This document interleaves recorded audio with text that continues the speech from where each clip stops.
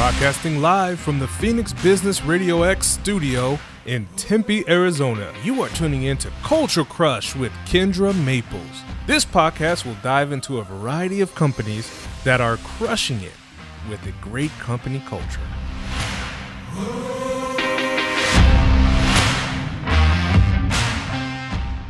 Hello, and welcome to another episode of the Culture Crush Business Podcast. On this podcast, we focus on everything surrounding businesses with a good company culture. We do a deep dive into companies that are crushing it with a great company culture, and we bring in resources that are out there to help provide some growth to companies so that they can have a thriving culture. Now, before we get started and I introduce our two lovely gentlemen that are connected to Des Moines, Iowa. I know you're ready to chat about that. Right. Before we jump into that, I do want to thank our sponsor. Gateway Bank is a community bank in Arizona that specializes in serving small businesses across the valley and the country. We are so thankful to have them as a sponsor. When you work with Gateway, you don't have to call a 1-800 number for support or submit a loan application and then wait for months for an answer. You get fast, personal service from the team who really knows you and cares about you as a person. So whether you need loan or banking services for your business, Gateway Bank is there to help. So visit gcbaz.com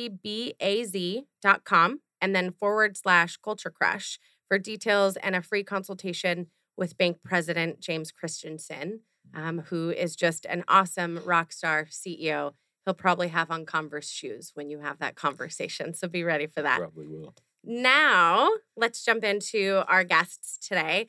Right before we came on, they found another piece that connects them, which I didn't even know. So our guests today in studio, we have J.W. Rayhans.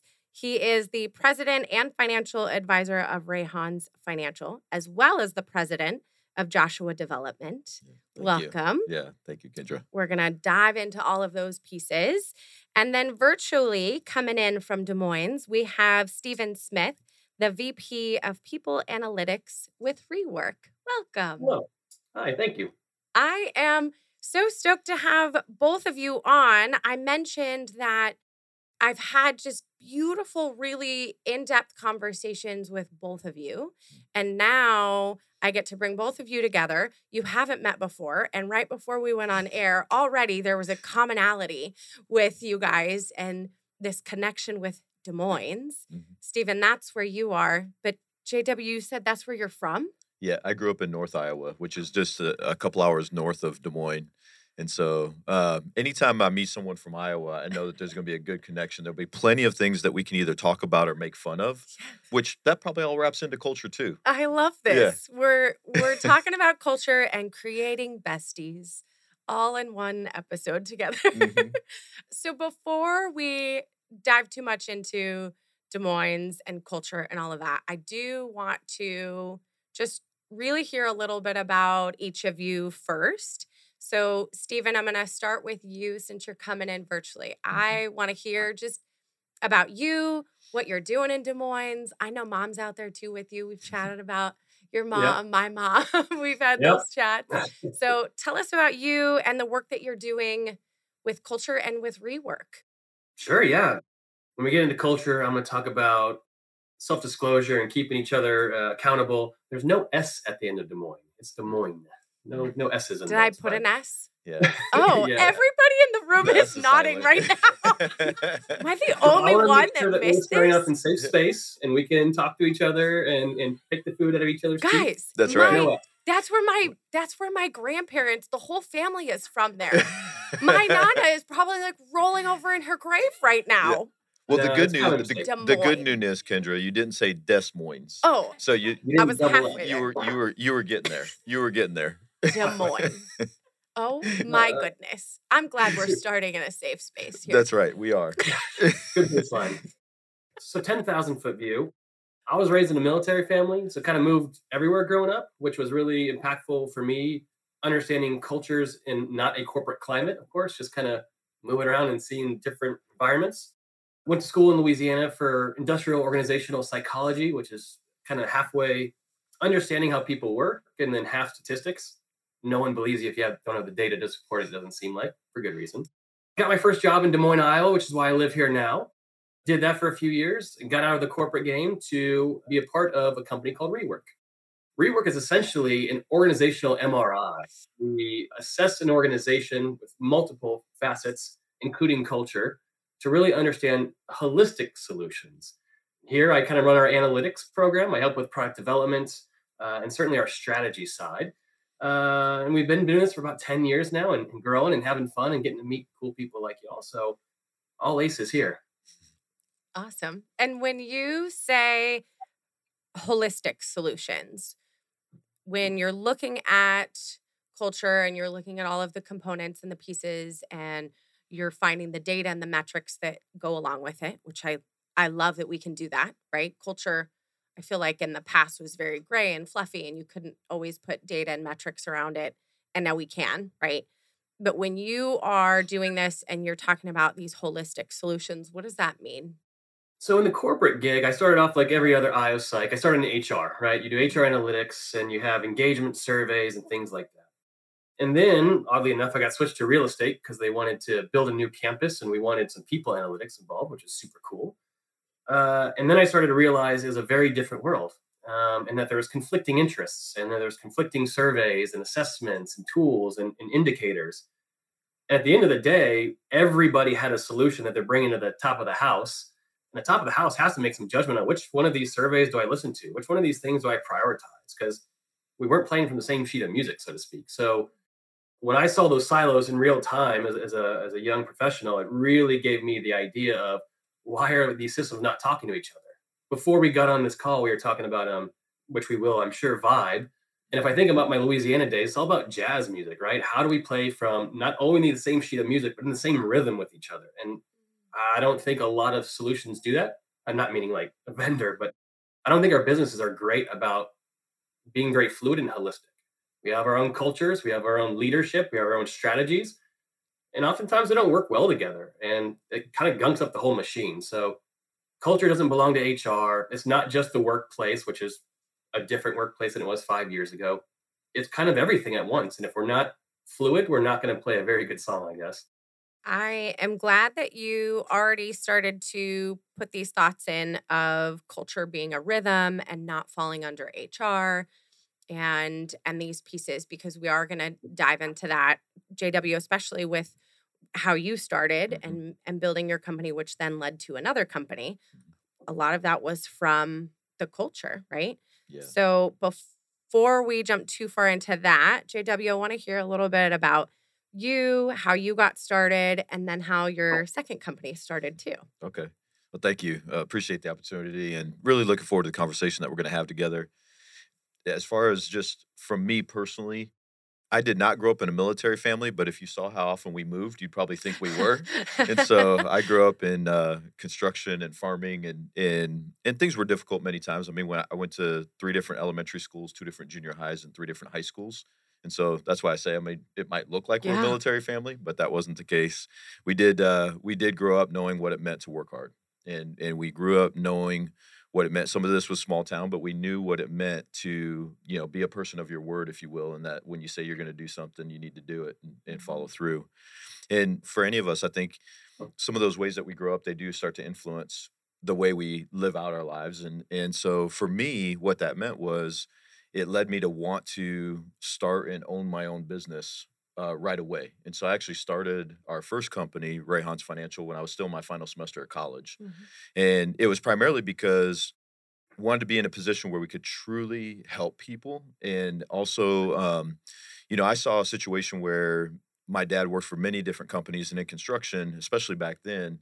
When there was work, they hired a bunch of people on, and when there wasn't work, they laid everybody off. And so I never wanted to be, I guess, controlled by bigger organization and saying, here's when you can be a part of what we're doing, and here's when you're not. And so that led me to start my own company. But as far as how that progression worked, it led to really wanting to help people create and live the lifestyle that they want. And so in many ways, the culture that we create, I think, has a lot to do with our values. And so most of my perspective is probably going to come from, one, a small business owner, right? And so not even having an HR department, Stephen. So I God bless you, man. Keep it that way as long many as you years, can. yeah, many years of being in business and not having an HR department and really understanding, what does it mean to create the right environment for people to be able to thrive and strive and grow and strengthen. But having the opportunity to be a part of larger organizations through serving on boards. And that's where, when you mentioned the second company, Joshua Development, that's where that opportunity came from. Was I've been fortunate to do many things earlier in life than a lot of people. And one of them was serving on boards and getting to chair a board at an early age and having other executives ask me to help with their leadership teams. And that led to really performance training for executives. And so that's where the two companies come from. That's a little bit of background, but I know we'll get into a lot of other things when it comes to culture, environment, performance, values, what it means to be a part of a vision and a mission and really create that and inspire a team around it. Yeah. So let's get into it. I want to start with, and Stephen, you kind of started to hint at it, with culture being a rhythm, almost like music. I love the jazz example, especially because jazz might have an outline and then they're going to go in unique directions, right? And so when it comes to culture, as we kind of start and open up this conversation, what in the world is culture? What is it? I know that I say many times that there is a culture whenever you put multiple people into a room, there's a culture. There's a culture with a team, there's a culture with a company, there's a culture with your family. People are getting ready to go have family holiday dinners, and they're all going to be different because of the people that are in that space. So, culture is different depending on who you put in that space. But what is it? So I'll throw it to either one of you just to kind of kick us off in this conversation of what is culture? JW, you want to rock, paper, scissors? Who goes first? I tell you what, you go Which ahead. Iowa You boy go. I goes know. You first? go ahead and go first, Stephen, and then I'll jump in here and there. But yeah, I'll let you lead. Well, obviously, such a tough answer. There's so many definitions out there, right? Yes. To those things. I think the family situation's important to say. I don't believe companies are truly families. I think they can be very close teammates and do anything for each other. Mhm. But they both share a lot of similarities. I think the house you go to on Christmas changes the culture of that meal, right? If you're doing it at one fiance's house versus your grandma's house, that's going to change things. So space matters. Yes. The people that are there matters because they have different behaviors, right? They act differently. And if you're on Old Aunt and Edna, probably the conversations and the culture is going to be a little bit different this time than if it was just, Friendsgiving or Friendsmas like I'm going to have this year. Yeah. And then ultimately, like I think the underlying basis of it all, not the artifacts, is that, the unwritten rules, the norms, the implicit assumptions and values that JW was mentioning. And those are the things that permeate in those, artifacts and those behaviors and things. But I think it's more about those implicit norms that kind of rule the group, and how to understand that and measure that we can go on with. But JW, slam dunk me. Yeah, no, I really appreciate the things that you shared there. In fact, I might even say similar things. Maybe I'll just share them in a little bit different way. But when I first think of culture, I think of environment and chemistry. Mm. And so when it comes to environment and chemistry, and granted, I'm a lot of times I'm coming from, a sports background and building teams. And similar to what Steven mentioned, it's common for people to even describe the culture that we have at Rayhan's Financial and Joshua Development as a family. There's like this family feel. There's this family sense Mhm. to our culture. And my thought on that is it's a different dynamics than say a family. Mhm. But it can have a family feel where, like Stephen, where you mentioned the bond, right? The bond that people feel when they're in that environment, that can have a family feel to it. But we often almost simultaneously refer to ourselves as a team Mhm. because that team dynamics is going to change based on different people in the room. So I guess if I'm trying to describe culture, I think of three things, and I'm going to basically kind of put it around kind of a business mindset, if you will. Mhm. I think of three things. I think of there's a pursuit that's happening, right? So you've got this environment of there's a pursuit that's happening. There are people involved, and as the people change, the culture, the feel, the chemistry needs to change. It will change. And then there's a set of values that everyone kind of agrees to live by. Mhm. And so you've got this pursuit and you have the people that are involved, and then you have a set of values that everyone agrees that's kind of who we are and what we're all about.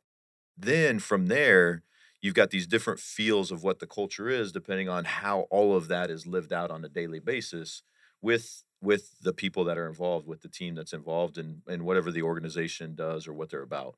Mhm. JW, you said sports, which obviously perked my ears. Mhm. What are your background in sports? What do you like? What do you rely on? What are your analogies about? Yeah, no, thank you for asking that. So I pretty much grew up playing basketball and baseball. Basketball has always been my love. God blessed me with a 5'8" structure and frame, so it didn't lend me into the NBA. And I was a pitcher in baseball too, believe it or not. And there's not that's another one that has to do with height. So apparently, from an early age, I thought I was going to be tall, and then that didn't happen. But that's okay. It was a outstanding experience. Got to be competitive at a number of different levels, and so that's where a lot of it comes from.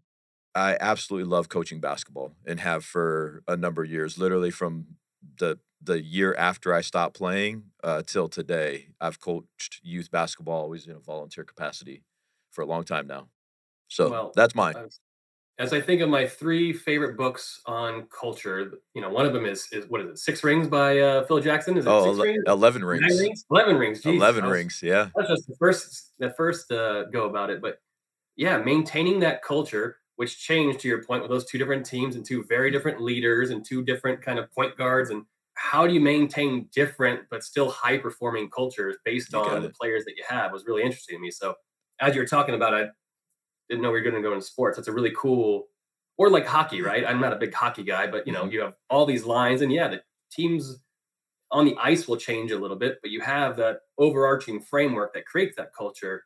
So as you're talking about kind of changing players in and out, I catch your background in the basketball scene. Yeah. Well, and that's you mentioned a great book too. Obviously, Phil Jackson, Hall of Fame legendary coach, more championship rings with two different teams. And it reminds me of leadership. When it comes to culture, I don't know that we can talk about culture without talking about leadership, Mhm. Great. because leadership is really going to drive, what that culture looks like. And even, one of the things that Phil Jackson mentions in that book of 11 Rings, one of his key principles was to focus on the spirit, not the scoreboard.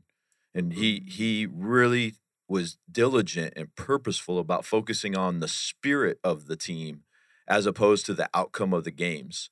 And his belief was that if you focused on the spirit of the team, you'd know how to lead that team towards championships. And if you get a good sense of that spirit, then you also knew how to coach individual players to be a part of the overall chemistry of a championship level team. Yeah, when Kendra mentioned, the jazz, you have Mhm. it goes back to freedom within a framework to me. And if Mhm. I think about culture, it has to be that. And to your point, like you talked about, like the fundamentals of the triangle was set. But once you understood the fundamentals, he allowed and encouraged that kind of spontaneity off of those fundamentals, the autonomy to grow and to change things up and to, play with what yeah, being able to take that spirit and allow that autonomy and flexibility based off of those fundamentals are huge, right? Yeah, that's why his triangle offense worked, is Mhm. because it allowed the players to move with the game, but within a framework. You've mentioned jazz a couple of times. We're gonna have all kinds of fun with this conversation, I can already tell. I love it. So, Stephen, did you play any instruments? Like, is jazz something that you've been a part of playing, or a jazz band or anything? Not a jazz band. I'm a piano guy, but did a lot of time in Louisiana. Still call Mhm. Louisiana home. So when we think about culture, for me, that's obviously something where New Orleans and New York, you always know where Mhm. you're at when you're in one of those two cities. So no, not a jazz band, but a lot of jazz in my background. Yeah. Yeah, yeah. I have a You? dr I have a dream of playing saxophone someday. I played trumpet when I was a kid, but, always wanted to play saxophone, and there's just something about the sound of a saxophone that just fits, and that's what jazz is to me. And I think it's outstanding that we're talking about rhythm when it in the same conversation with culture, because there is a rhythm to culture, and there's also, even when I think about the improvisation that takes place in just, when you're with a talented jazz band or jazz player, when you can just tell they're improving, and yet they're right on with every single person in that band. Mhm. Yeah. And ties back into the sports thing Mhm. because all of those components factor into the culture, whether it's jazz, whether it's sports, whether it's a company. JW, you said earlier, right? The pursuit and the goal, right? If they know this is the ending goal, right? But then as we were talking about the book, you were talking about the spirit and not the scoreboard. So, yes, they have a goal, but maybe the path that they take there is not a straight line. They get to improv a little bit and all of those pieces factoring into the culture. And so with that, I want to dive into a component of that, and it's the people piece, right? I've worked with a handful of companies that, we'll be talking and they're like, I just continue to hire shitheads. I just continue to hire the wrong people. And it's like, well, are they really the wrong people? Or are they just not the right fit for this culture? You're talking about not being the size, the figure for some of these sports, That's right. right? I'm not a musician. I think I played the recorder for about 15 minutes and was Third over grade, it. yeah. In third grade and knew that was the extent of my musical career, right? And so the people in the right places and fitting the right culture is such a huge piece. How do you do that? How do you identify that somebody is the right fit for your culture? How do you also accept if they're not? And maybe when you're hiring, right, both of you, when you're hiring, maybe they said all the right things in the beginning and now they're there and you're like, ooh, maybe they're not the right fit. How do you identify and build your culture with the right people in the right seats? And then, like I said, how do you accept that maybe they're not the right fit? And then what do you do next? Mhm. I think the first thing I heard was, how do I know someone's right for me? And like all things, like you need to know thyself first. And sometimes if we don't, we all think and feel so strongly, and that's a good thing, that we know what we know and we feel what we feel, but there are things that we don't know that we don't know. So until I know what my soil is, I don't know what flowers are going to do well in it or not. I mean, I'd love to say once we know what we're working with, then we can hire and develop. We can make this team work. Mhm. But we also need to understand that we can't be everybody, everything to everybody, right? So before I even go about the conversation of how do I know someone's a good fit for my culture, most people aren't truly measuring, understanding what their culture is. They're kind of just feeling it. And if I ask 10 of them, they'd all have 10 different opinions, and that's a unstable ground to start planting in. So before I even get to the how to is a person a good fit, do we know ourselves first? And if not, we need to go check, right? Mhm. Yeah. For us, I'll share with you that we've always felt like team fit is just as important as skill set. Mhm. And so we're a size organization where we can do some things that larger organizations probably simply can't do, just because part of our application process, part of our interviewing process is that applicant, if they're coming to the final stages, they'll do a team interview without me involved. Mm. So they'll go in, they'll meet with the whole team, they'll have a conversation, they can have an open dialogue. Our team knows they can ask whatever they want without my influence, and that person knows that they can ask our team anything they want without my influence. And that's just a part of our process when we're looking for the people that we believe are going to be the best fit. Doesn't mean we're going to get it right every single time, Mhm. but it certainly helps when you've got that other input, because part of that comes from the fact, if I go back to values, our team is really, really clear on what our values are and what behaviors. So we literally have a definition. We have a clear definition of our vision, our mission, our values, and behaviors. And that's literally, I mean, we do a weekly team meeting. If we get into really talking about like how do you keep a culture strong and really keep your pulse on the spirit of your team and things like that, it's because we put that stuff repetitively in front of our team on a regular basis. And we do a weekly team meeting every Monday afternoon. And in the packet for that meeting, the preparation, our values, our mission, vision, values, and behaviors is the first 2 pages every single week, and then the agenda or outline for the meeting is on page 3. Mhm.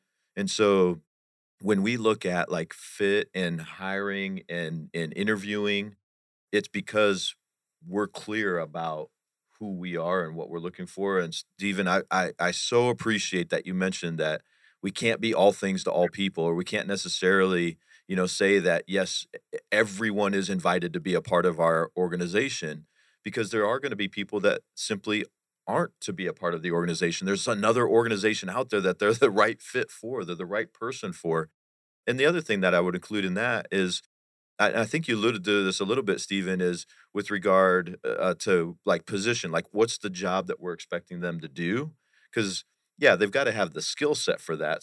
But to me, skill set's like the minimum requirement. Mhm. It's just, okay, you've shown that you have the skills to do the job. Now let's see if you're really going to be and feel included and important and valuable in a team like ours. Mhm. And so that's where we go when it comes to the right person. Yeah. And I feel like it goes back to the sports thing, right? Is Mhm. are you the right fit for that culture? And then also the skill set piece of, okay, can you actually be the quarterback? Can you Mhm. actually be the pitcher? Mhm. There's that component of it too. And then like you said, JW, you don't have to be the fit for everybody. Mhm. And Stephen, you said that too. Every company is going to be a little bit different. The type of company you're in, the industry you're in, the financial side that Mhm. you're in, right? I had a conversation with a gentleman the other day. When I asked him what he did, he was very hesitant to tell me that he was in the financial space. And Hmm. and he said, "Well, I don't really like leading with this because it's an industry that, not everyone's really a big fan of." And I said, "Well, that's not true. I know people that are in that industry and they encompass it from a very heartfelt perspective, right?" And so I'm thinking, right, industries are all different and they're going to have their own piece, their own little style of culture. On this, I think this is actually, as I'm rambling a little bit here, I Mhm. think this is a good part. I do want to do a quick little blurb with our sponsor. And the Mm. reason why is because we're talking about culture fit. We're talking about industry fit. We're talking about who's the fit for your team. And I said something about James Christensen wearing Mhm. Converse, and you agreed. Do you know him as well? I do. Yeah. Okay. He's an outstanding guy and leads a great organization at Gateway Bank. Yeah. Yeah. So again, another culture that, yeah, maybe there's this industry, but he has built this team Mhm. in such a unique and beautiful way that is everybody the right fit for his team? No. But he has built a beautiful team. So, with that tangent of mine, Mhm. we'll hear a little bit from the sponsor and then we'll jump back into this. Great. Remember when your banker knew you and cared about you? This experience still exists at Gateway Bank, the only community bank in Mesa, Arizona, serving customers Valley and nationwide. With Gateway, you get the fast, personal service of a small bank with the convenience, security, and stability of a large one. Whether you need a loan or banking services for your business, they're here for you.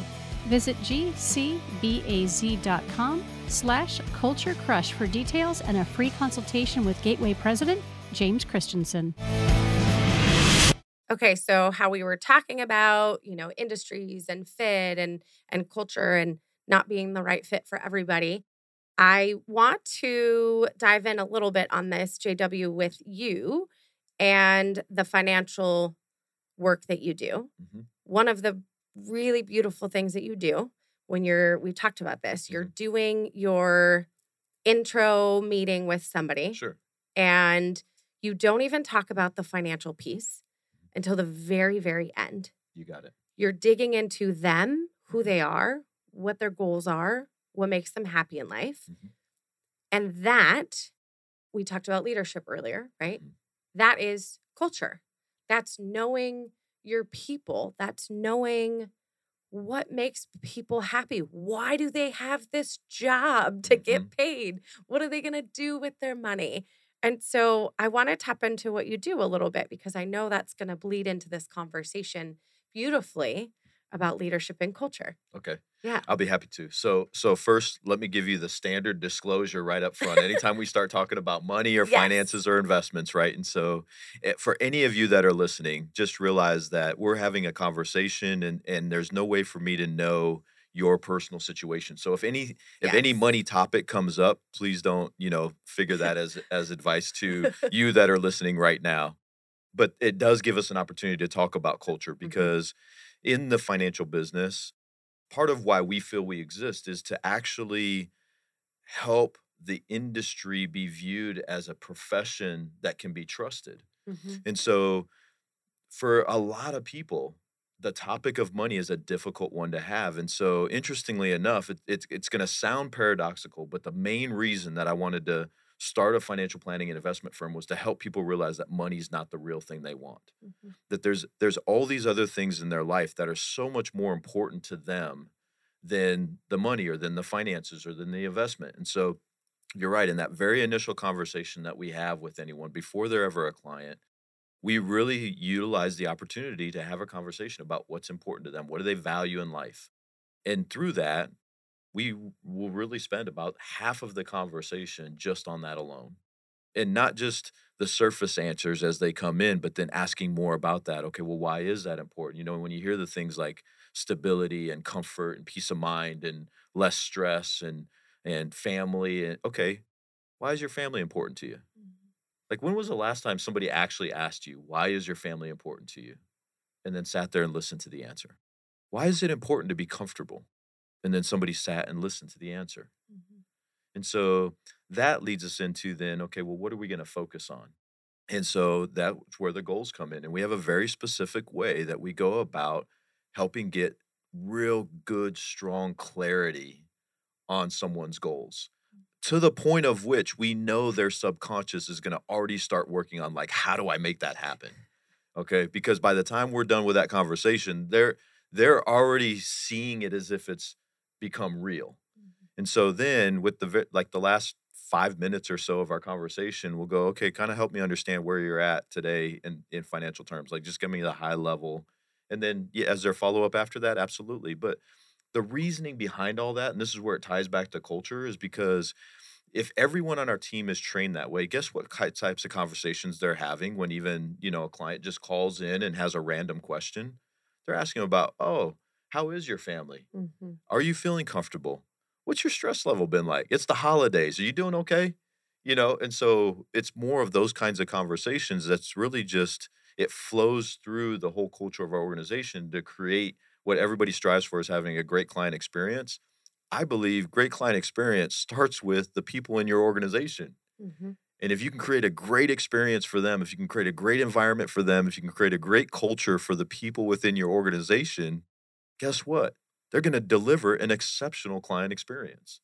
And Yeah. so, is that kind of what you were looking for? Is It's like, it's it's exactly. the finance. I mean, we utilize it in the financial business, but it can be utilized in any business. it it could be utilized in any business, any conversation, really. Hmm. I mean, it allows people to have more in-depth, connected conversations. Hmm.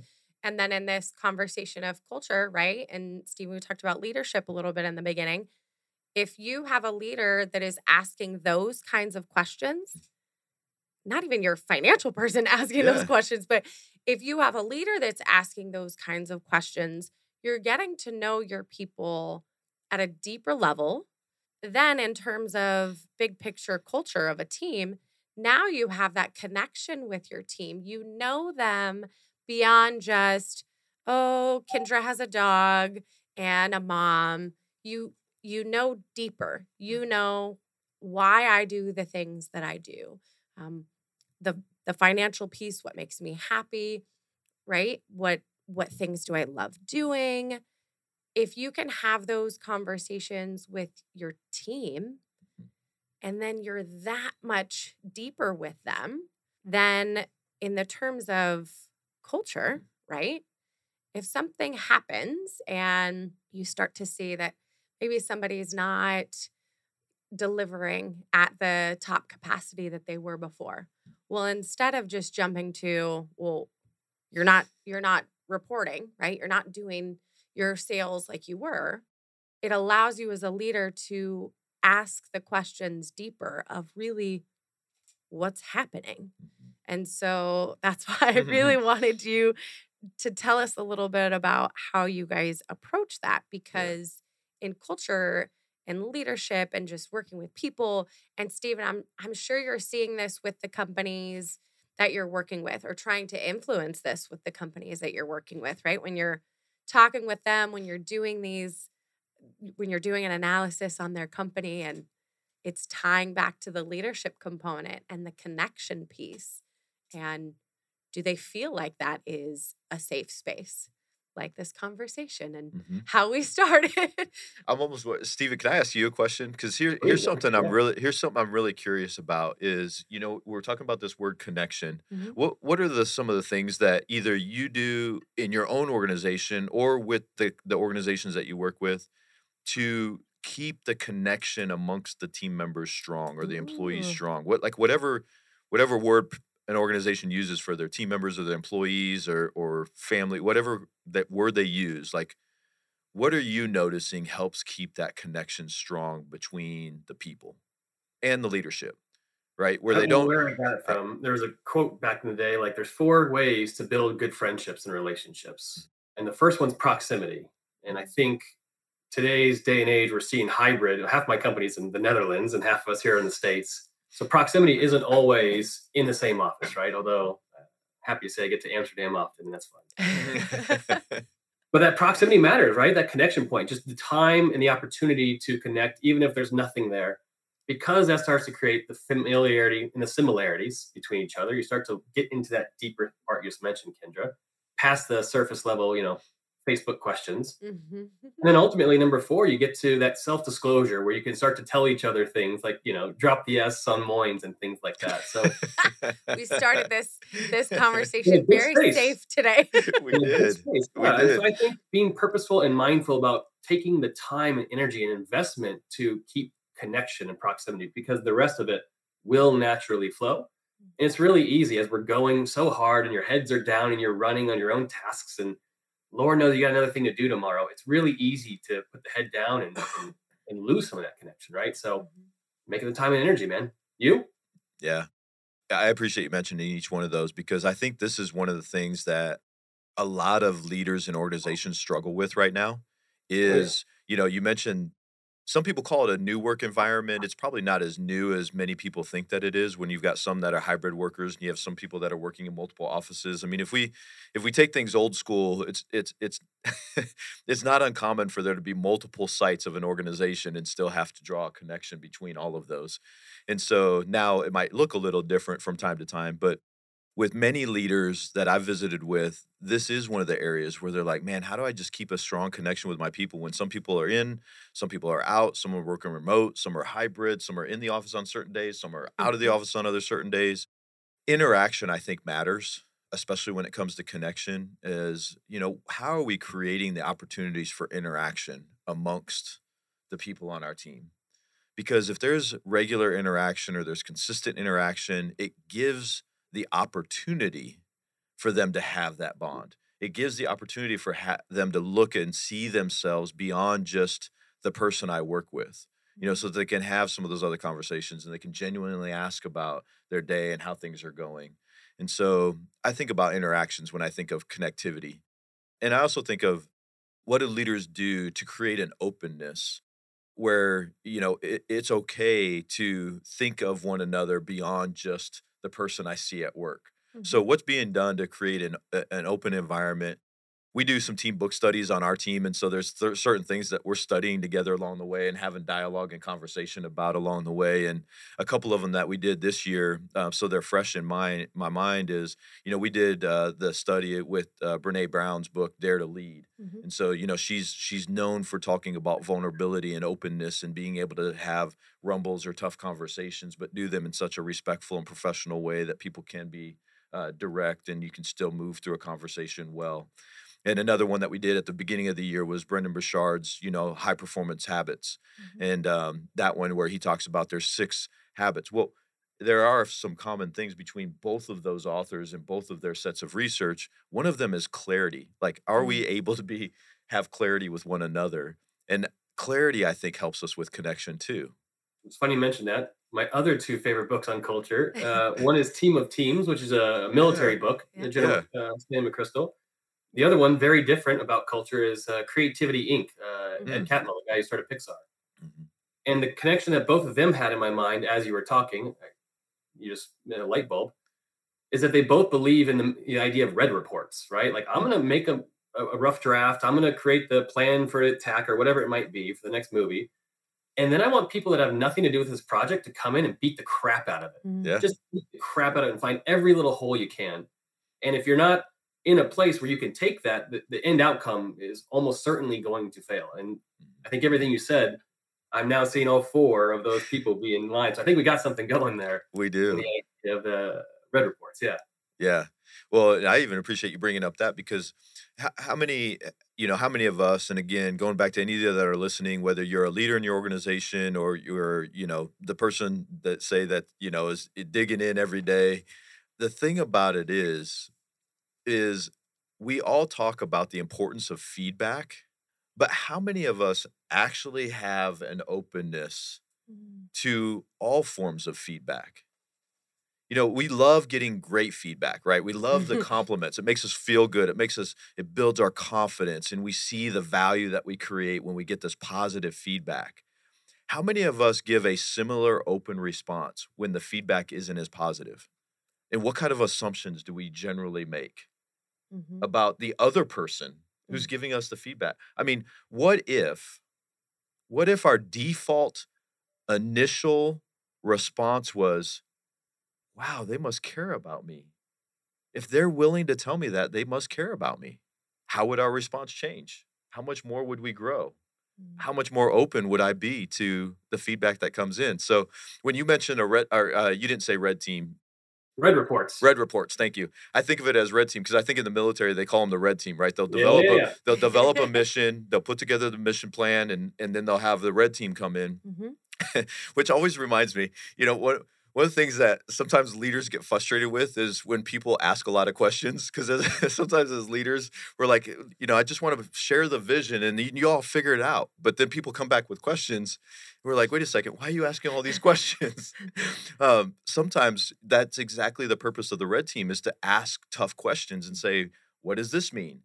What about if this happens? What if that doesn't go exactly as planned? How are we going to adapt? And so it's almost like this isn't a direct quote from anybody in particular, but the answers are always in the questions. We've probably all heard that phrase, right? The answers are in the questions. And if you can ask great questions, then you're going to come up with great answers.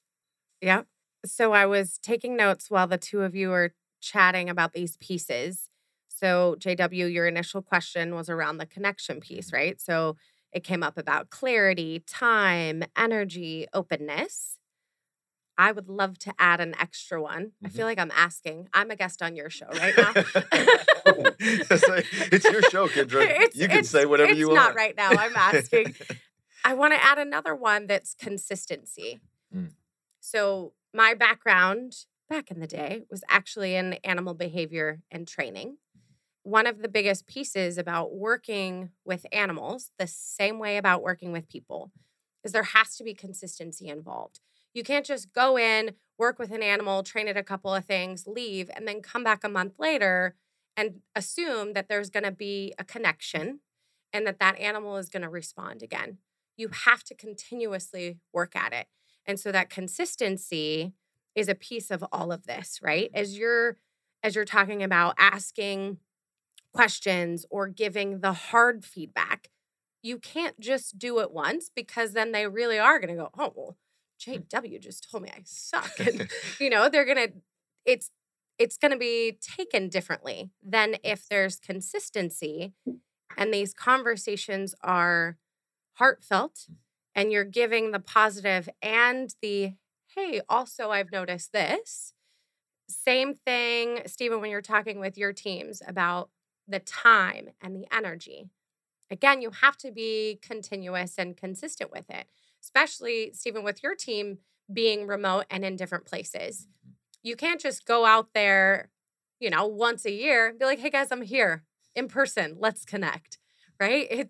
It's got to be consistent. Have that regular visit to see them, or those regular check-ins, I think, is another really big piece of all of this that allows these bonds and these these pieces of culture to build if you're doing it over and over again and you're not just stepping in one day like, hey, I'm going to be a really great leader today. I'm going to ask you what's important to you and how you feel. And then I'll chat with you next year on your annual check-in. Like, that piece doesn't work. Yeah. Right? Yeah, consistency is a big one. Is there anything with the two of you on the consistency piece that you try and implement and do with your teams to kind of keep a regular basis check-in? Well, again, back to the military thing, my pops was a pilot, and in pilot training, they always talk to him about a thing called the OODA loop, which is what he taught me at a young age and what my company uses for ourselves and for the companies we work with. And it stands for the ability to observe, orient, decide, and then act. You see something happening, you figure out what it means, you make a decision, and you go. And my dad would always tell me that the pilot that won the dogfight was not the pilot that had the fastest plane or the best bombs or even the best teammate behind him. The pilot that wins the dogfight is the one that can go through the OODA loop the most times the fastest. They can orient and be agile. And that's what I heard JW talk about a lot.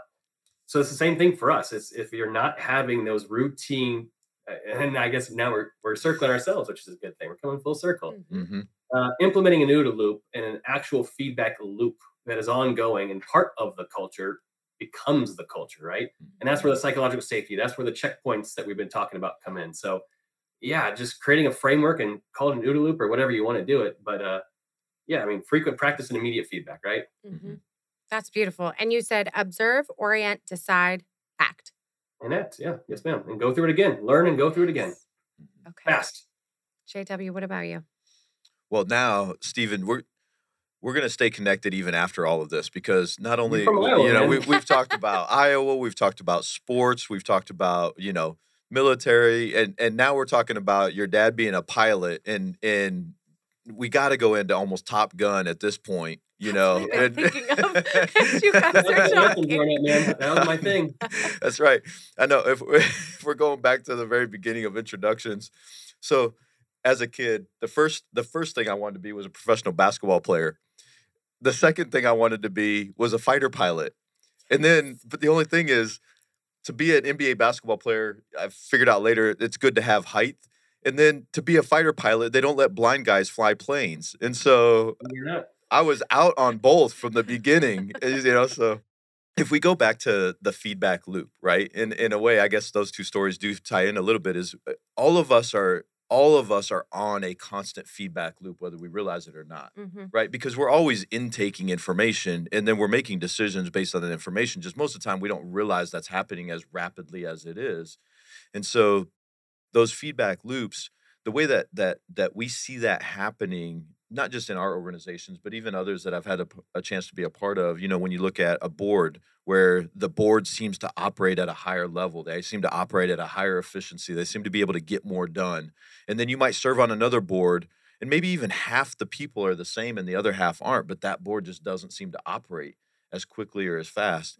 And so even in our own organizations, when we've got this feedback loop, it's almost one of the, call it a success habit, or one of the things that they do that allow them to work at the pace or the speed or the effectiveness is right back to what Stephen shared with us that his dad taught him, which was that constant feedback where you are observing, you are seeing what's happening, and you're deciding, and then you're taking an action, and then you're learning from the action that you took to say, okay, let's observe again, and let's decide again, and let's take another action. And so, when we think about it, that describes business because it's constantly changing.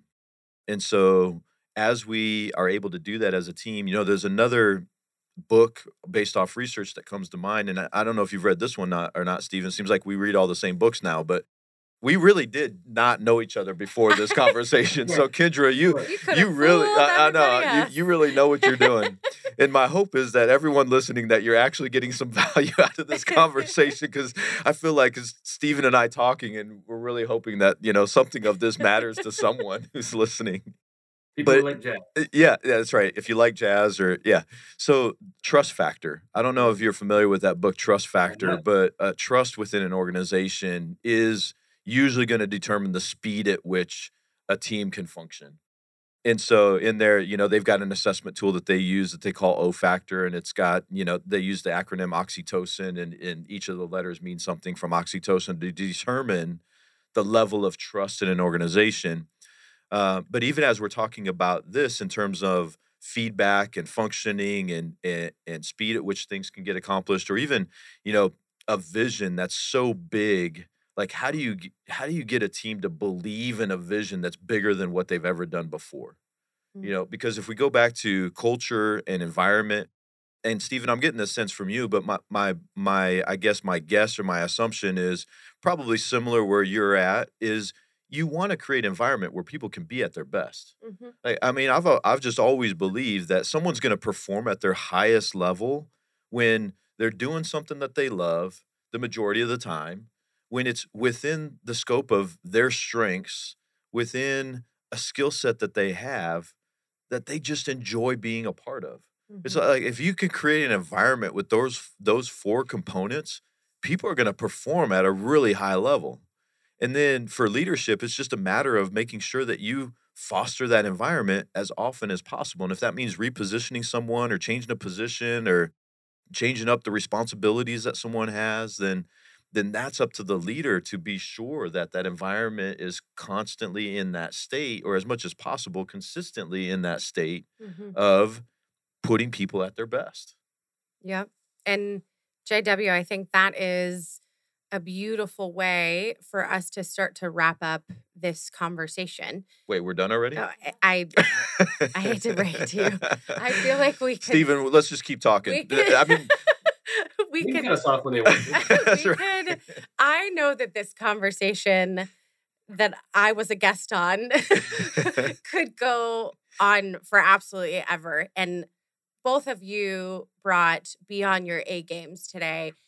Karen, our producer and owner of the studio, and Stephanie from my team that's here, they have heard me say this 1,000 times, but every one of these podcasts gets better and better and better. And you guys have set the bar very high. So I appreciate you for bringing me on as your guest today It's a great to culture talk that you set. about It is. to talk about company culture. I think that was a beautiful way to wrap this up, though, is you're creating an environment where people are their best and can be their best. And leadership is involved in that. Openness is involved in that. Connection, consistency, all of the things that we've talked about. JW, yes, there is so much in here that people are going to take away. All of the books that you guys mentioned, we will tag all of that as well. There's so much meat in this conversation, and I do want it to go on forever. Although I know that people have to get to the holidays, and pumpkin pie was my I'm thing. sure they do. I Yeah. talked about. So before we wrap this up and I read some final notes, I want to give both of you the moment, kind of give us whatever your final thought, your final, hoorah statement takeaway from this conversation. And then after we do those, I do want each of you to be able to tell everyone how they can reach you too. Now that you guys have your show together. Yeah. So Yes. Stephen, what's your last big hoorah takeaway nugget? I guess it's knowing myself first, not copying somebody else. Half the companies from good to great are now bankrupt or sold or gone. So got to know yourself. And then once you do that, include people on the journey. It's not something that you're doing, but yeah, it's all inclusive. I love that. Yeah. JW, what about you? Well, I mean, first, thank you. Really, I mean, truly, you're the one that helped facilitate this conversation to happen for Stephen and I to get to know each other and kind of take over the show. And so just thank you for the opportunity to just share this with your audience. And Stephen, it's been great to get to know you. Karen, Ditto. Stephanie, thank you for really being behind the scenes, but really making this a production that will be valuable to others. And so with that, I guess I'd leave this thought. And if there is anyone listening that has gotten a chance to know me, they're probably going to guess on how I'll finish this out. But I really believe that it's because it kind of sums it all up, which is when you look for the good in someone, you'll find it. When you look for the good in someone, you'll find it. And so to me, and I hope for anyone out there, if you're part of an organization, you are a leader. In other words, you are a valuable participant in the culture. You help shape the culture. It's not just who gets viewed as a leader that shapes that culture. Every person in an organization shapes the culture and contributes to the culture. And so for anyone, be thinking about like, how do I enhance the culture of my organization, regardless of the dynamics or the politics or whatever else is trying to get in the way. Just ask yourself, like, that personal responsibility, right? Like, what can I do to enhance the culture around here? What can I do to help others be at their best? And when you look for the good in someone, you'll find it. That's perfect. And as people are listening and they are like so excited for all these meaty little pieces and they're interested in following up and connecting with the two of you, Stephen, what is the best way for people to reach you? I'm a Smith, so finding me on LinkedIn is probably impossible. To be honest with you. Rework.com. You can find me there, I'm sure. Beautiful. JW, what about you? Similar. I would probably say it's easiest to just direct people to either the rayhansfinancial.com website or the joshuadevelopment.com website that has our contact information. It has my personal contact information. Those would probably be the easiest, simplest ways to reach out. Beautiful. Yeah. And before I read some parting notes, thank you genuinely again to the two of you. I am beyond excited for the conversation that we just finished and the conversations that we're going to have after this. So thank you. To everyone else, thank you for listening to another episode of the Culture Crush Business Podcast. Culture Crush Business is your hub for company culture resources. With deep cultural insights and years of expertise, we evaluate your company's needs and connect you with the precise resources to cultivate a thriving culture. Those resources could actually be these two gentlemen you heard from today. And one last thing, I do want to make sure we thank again our amazing sponsor, Gateway Bank. It has been so amazing to partner with them and with the very culture-focused CEO, James Christensen.